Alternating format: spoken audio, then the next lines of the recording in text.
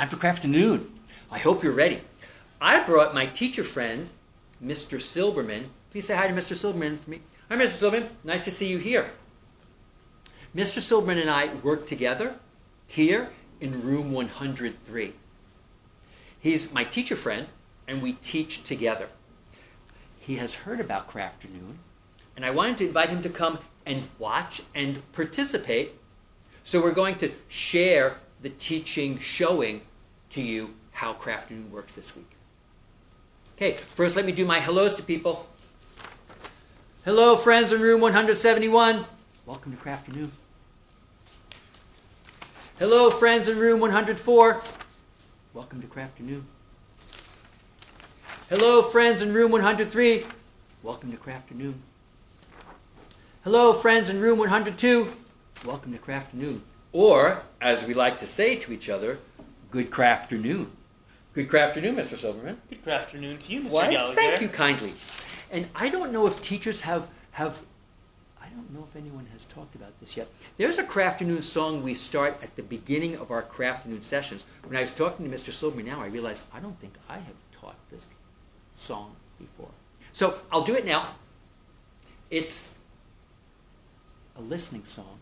And when we do Crafternoon together, for real, in Bryant's school, the kindergarten students sit together, and just before we begin the lesson, people sing this part together. Oh, the music sounds like this.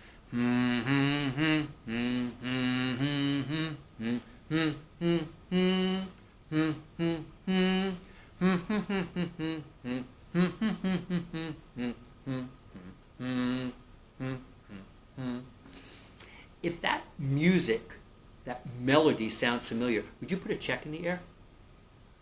Oh yeah, I figured lots of people would know that. I have that, but I have different words for it. And here are the different words that go with it. Are you listening? Are you listening? Listen well. Listen well. Here are new directions. Here are new directions. Listen well. Listen well. Thank you. Okay, let's begin. Today we're going to make... I'm not going to tell you. I'm going to see if you can piece it together while we're showing and demonstrating. I bet at some point your brain is going to say, oh, I think I know what they're doing. And then if you do, you can whisper it or keep your smarts a secret, and then we'll check near the end to see if what you are thinking by what you're seeing matches what we are thinking and what we're showing. Okay, if you are ready, please show me 3 fingers. Okay, good. Then I will begin. Okay, now, things you need today are this construction paper book, a glue stick. You don't need a ton of glue, but you do need a glue stick. Safely handling and managing a pair of scissors, and then a pencil to draw with, or we're outlining and drawing with something that you can see on paper. So it might be a crayon or a marker. We'll use a marker because it's easier to show on the screen. If you have those things, you're ready. If you need to go get them, you can click pause and then get your stuff and then come back. Construction paper, scissors, something to draw or write with, glue stick, and 1 or 2 pieces of just plain white paper. Okay. If you need to go, you can go do that now. If you're ready, then you can stay and continue with the directions I've got. Okay. First thing first, Mr. Lynn, could you take that because you're going to do that part next. In your construction colored paper book, would you please find a dark blue piece of paper? You just need one. If you find one of those pages and then Yeah, that's the color, right? And then if you carefully just kind of fold it a little bit back and forth to loosen it up, and then gently pull it out of the book.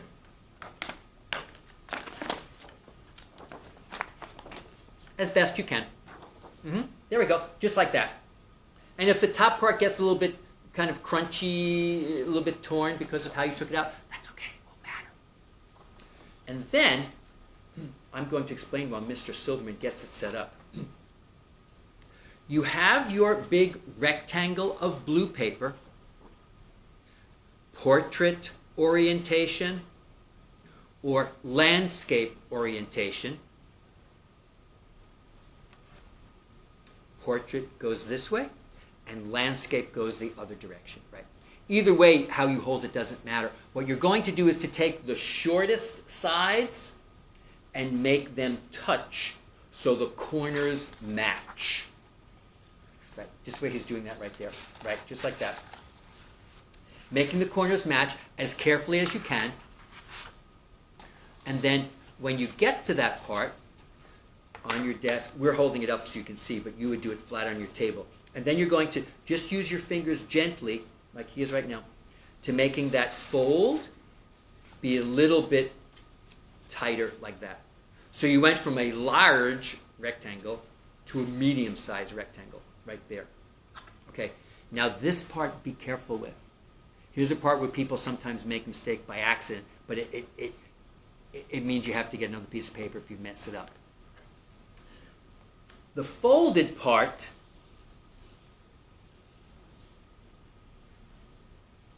is where you begin to draw this shape. Not at the open part.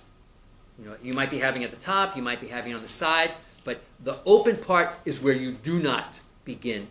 You begin here at the bottom of one of the corners. And then you're going to take, with your pencil or marker, at that corner over there, you're going to draw a half a circle. So come up here, across the top, as close to, as big a circle, as big a half circle as you can, and then comes down and stop there. Not a whole circle. Think about a hill.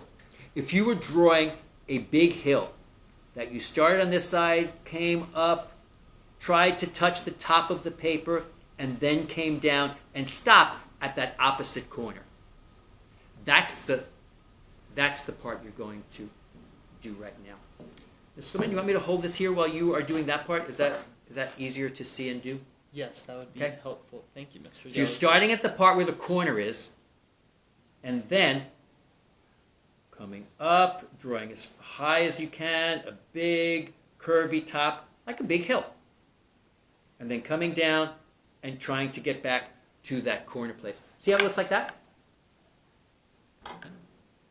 Yeah, that's what we're looking for. Half of a circle, right? Kind of half of a circle. Kind of imagine the other half over here. Or a hill. Then, keep the paper still folded together because you do need both parts folded together. And then you need your scissors cutting tool. I can hold this here to help you out. And so then what Mr. Silverman is going to do, and I'm going to take it off here to just help you see. We have it on board just because it's easier to demonstrate to you. He's going to cut right on the lines, but not open this paper. Keep your paper closed. See already, I see your geometry brain thinking. If I have half a circle here, and I cut both pieces of paper at the same time, what will I have when I'm finished? If your brain is thinking already, geometry on what will be, let's check at the end and see if what you are thinking is what we have.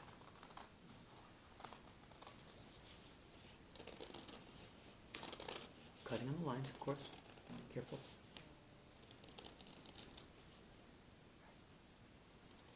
Good. Yep. He cut right on the lines, right there. This is left over, so this can be on your desk and then cleaned up later. Don't let someone else clean up for you. And then Okay, so when we open it, we have a big circly, roundish circle or an oval. Exactly. When you're finished, you can do your project with us. That's one option for Crafternoon. You can watch the whole Crafternoon video and then make your project. That's the second option. Or you can watch the directions, pause the video, do your work, and then start the video again when you're ready. That's option 3, whatever feels right to you. We will keep speaking, but you can choose what's best for you. And so that's what we need first to begin the... Okay, I'm not going to tell you yet. Right there. That just goes on the side. Now the next thing... Geometry time, and I'm learning some shapes.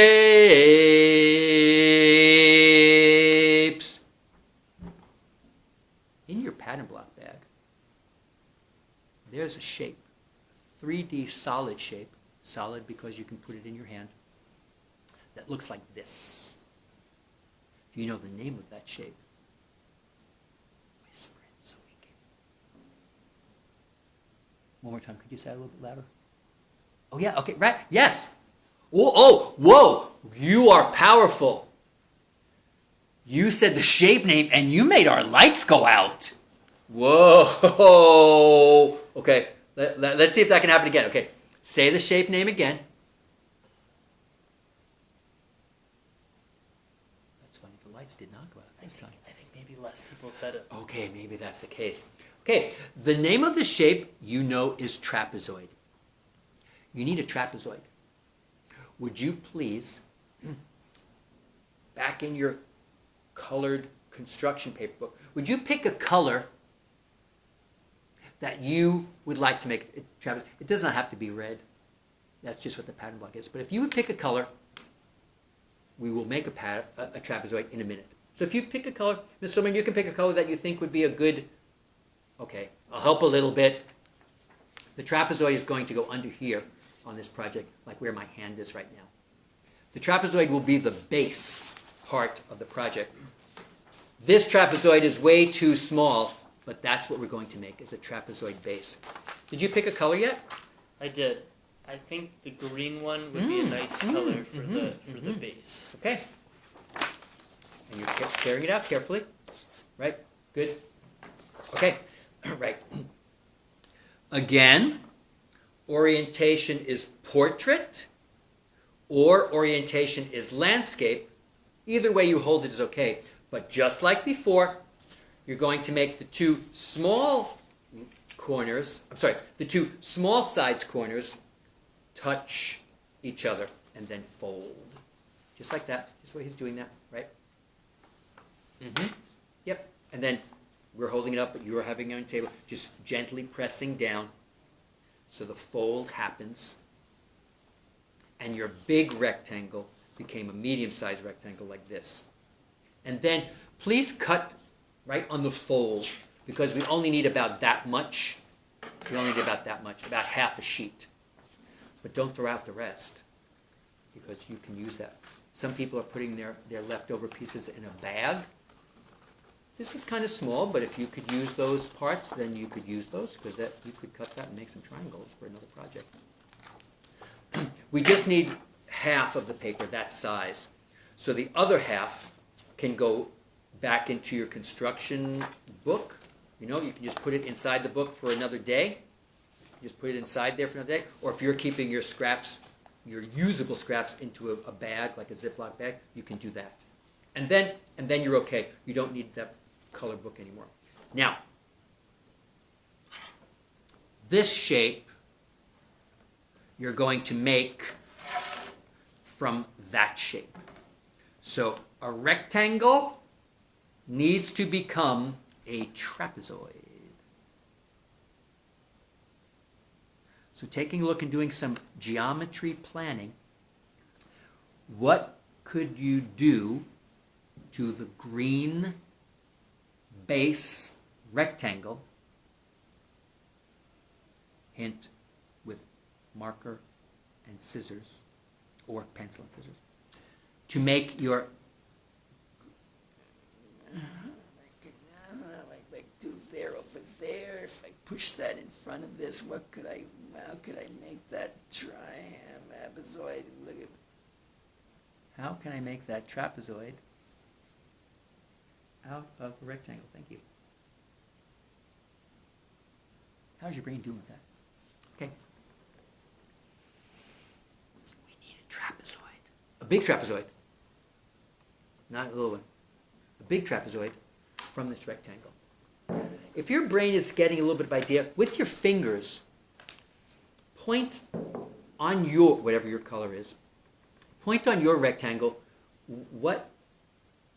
where you could draw some lines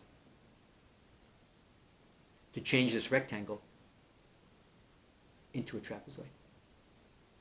Use your finger to kind of show where. An easy way. I'll give you a hint. 2 lines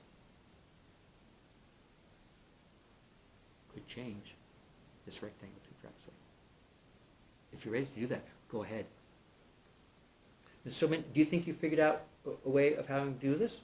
Yeah, I have an idea for how Okay. I do it. Okay. Could you show us what your ideas? In case anybody, if anybody wanted an idea, you could look at Ms. Silverman's work and see. Oh, I mean, hold that. I can hold that while you're doing that. Make it easier for your arms.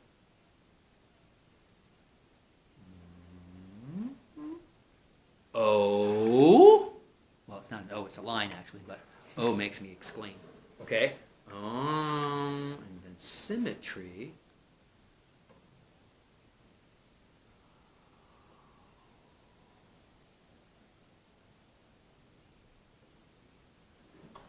I see. There's the 2 lines.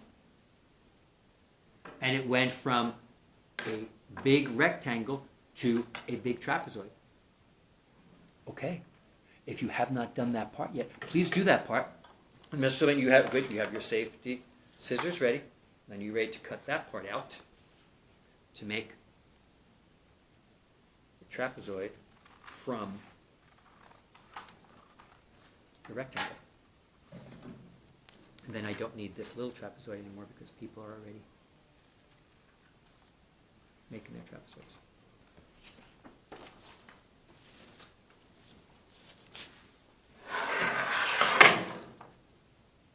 Yes! 1 rectangle went on a diet and it became a trapezoid. It lost some rectangle and now it's a trapezoid. One could describe it that way. Okay, now trapezoid base, thank you. Trapezoid base, oval or circle, needs to be resting, I'll show you from the back, needs to be resting on this trapezoid. So, a little bit of glue, out here, this part, a little bit of glue at the top here, not the whole thing, because it's only going to be resting at the top like this. A little bit of glue over here, so we can glue the round top to the trapezoid base. Could you do that, Mr. Silverman, right now? Could you put it? It's just some glue at the top, not a lot, just some at the top. Yep, that's good. And then this shape can rest on that. And what I always suggest when we glue things is that you press and you slow count to 10 because that gives the glue a chance to bring the 2 papers together to stay together. 0, 1, I'm not pounding, I'm just pressing. 2, 3, 4, 5, 6, 7, 8, 9, 10. And then the way I think is always good to check is to then turn the project upside down. And if it stays together, then it's just right. Okay, now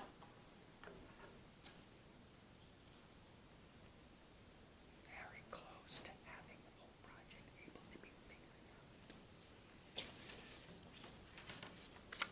white piece of paper. If you don't have any white paper from a computer or something, you can use white paper from that construction paper book. But just a piece of white paper, and okay. Take a guess what we're going to do for this paper. Portrait orientation, landscape orientation. We need to fold it. I wonder what the directions will be next. Right? Have you figured it out already? Yep, correct. The two short sides come to touch, and then they get carefully folded, and then, just like with the trapezoid piece, not like with the blue piece, then you're going to cut on the fold. You only need a half. You only need a half of a page. Keep the other half in case you can use it later or a different project. Careful cutting. And then you need half of the paper. Okay, and then that paper, that paper can be on the side, or it can go into your construction color paper book, or, okay. Now, okay, I'm going to say the word now. It's a compound word. Compound word are two words that stand alone, but if we put them together, it becomes a new word. One of the words is globe. Globe is a 3D word, often used. It's similar. Globes can be spheres. Not all spheres are globes. Globe is one part of it. And the other word is snow. Yes, it's a globe snow. It's a globe snow. That's almost right. Got my words mixed up. Glow snow. No. Globe snow. Pineapple. No, okay. Snow. Globe. Yes, that's what we're making today. Here's your globe. Here's the base. This snow globe needs a snow people inside. Mr. Silverman will show you two different ways we suggest of how to make your snow person for inside your snow globe. Are you ready to do that, Mr. Silverman? Right? Yes. And you have your marker or pencil? Yes, and I we'll do. show people the two different ways Yes. to do that. Okay, and I'm going to get one more tool.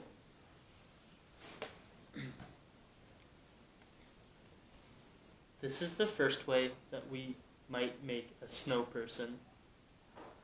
Some people like to do it this way. 3 circles. One big one to start. Circles or ovals.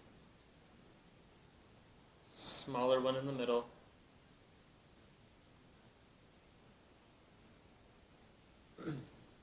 Smallest one up top. And then we can cut them each out and glue them individually.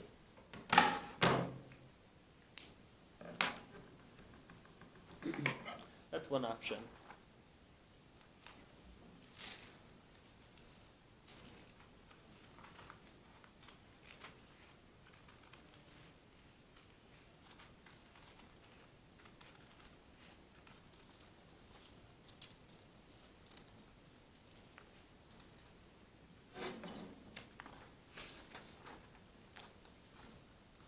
Big, bottom, part, circle or oval. And thinking about where in your snow globe you're going to put that. You are the designer of the snow globe.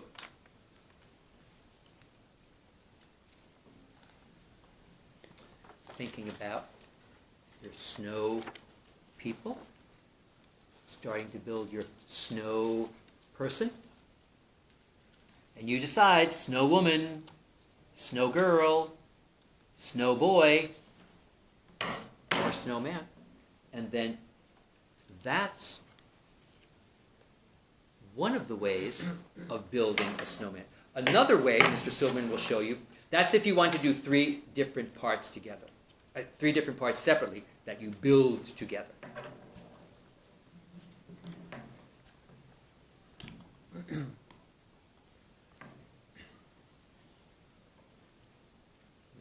Oh, yes, please. Thank you. Another way that some people like to do it is to just make the snow person like this without making individual circles or ovals. Yeah.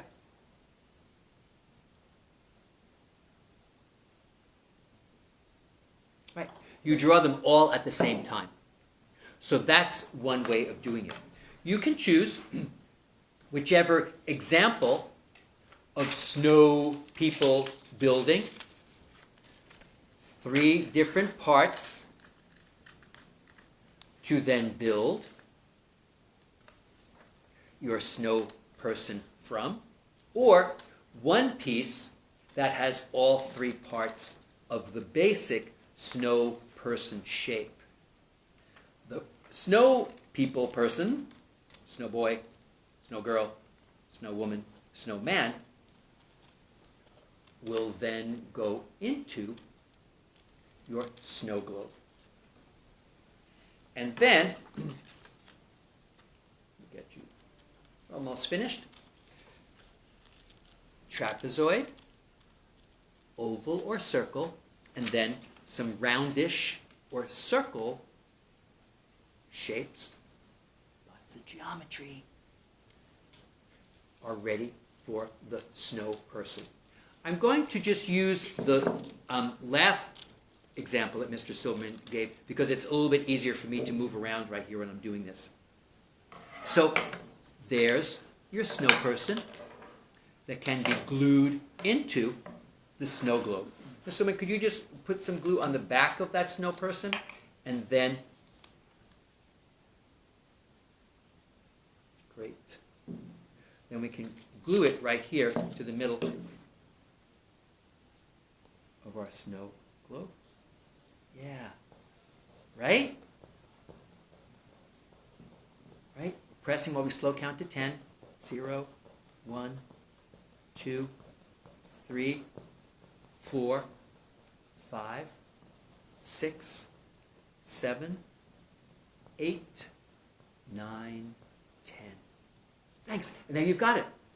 Now, because it's your snow globe, if you want to make a snow family, or have a snow tree, or need a snow pet, adding details around this is entirely your choice. And one of the things that's great about snow globes is when you shake them, you know what happens. Snow! A white crayon is a good tool to use if you make sprinkle stars like that. That can be your snow that shakes in your snow globe. And then you have your snow globe. There was a day when it was cold and snowy was the weather. S-N-O-W-Y, S-N-O-W-Y, S-N-O-W-Y, and snowy was the weather. You already have a song for your snow globe. Thanks everyone for visiting with Mr. Silverman and me, Mr. Gallagher, for making a January snow globe. Thank you for doing that. Remember, clean up your scraps. That's your responsibility, not somebody else's to clean up. Save the big scraps for future projects. The more details you add, you can decorate the base and make pretty pattern lines or designs on here. Details to add to your snow setting, because I've seen snow globes that are all kinds of different snow globes, and adding snow as you can. Thank you for visiting us today. And now that you know how to do it, you can be the teacher. Brothers or sisters or cousins or your moms or dads or grandparents or helpers. Let's make a snow globe together. It can be a shared time with someone else. Thank you for visiting.